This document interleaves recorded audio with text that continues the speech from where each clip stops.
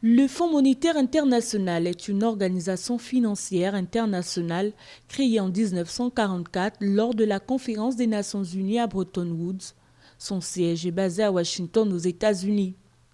L'institution a été mise en place dans le but d'éviter les dévaluations compétitives qui avaient contribué à la crise des années 1930 et pour encourager la coopération monétaire et commerciale internationale.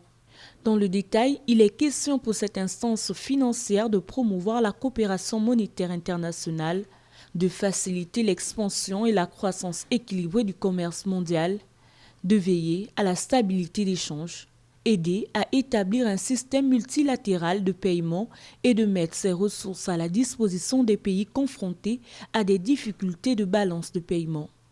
Tout cela moyennant bien sûr des garanties adéquates.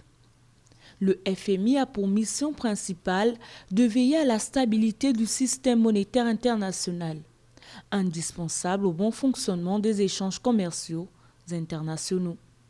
Pour cela, il analyse les politiques économiques de chaque pays et émet des recommandations.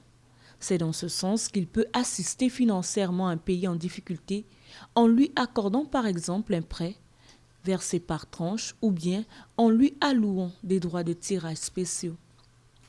Pour cela, il octroie au pays concerné un prêt long en échange de réformes libérales, notamment la dévaluation de la monnaie nationale, en général surévaluée, afin de rééquilibrer la balance commerciale, l'ouverture du marché de biens pour favoriser les échanges internationaux, la privatisation d'entreprises publiques, les réformes fiscales, ou l'assouplissement du droit du travail. Dans un contexte marqué par une croissance économique mondiale en berne, l'Afrique n'est pas épargnée par ces programmes d'ajustement budgétaire du Fonds monétaire international. C'est là l'un des défis de la nouvelle patronne, Kristalina Georgieva, deuxième femme à diriger l'institution, après la française Christine Lagarde, qui vient de prendre la tête de la Banque centrale européenne. Kristalina Georgieva, économiste de renom, est bien consciente de l'énorme responsabilité dont elle hérite désormais. Mercredi dernier, elle réaffirmait déjà « Je prends mes nouvelles fonctions en étant consciente des gros défis à relever ».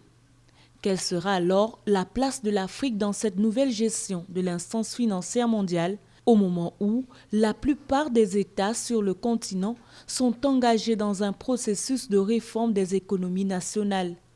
Quel sera le comportement du FMI dans les tensions commerciales persistantes et le fardeau de la dette qui plombe de nombreuses économies?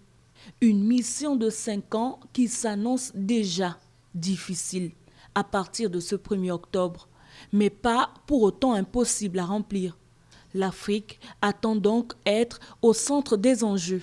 C'est donc un mandat de défi qui attend désormais la nouvelle patronne du FMI.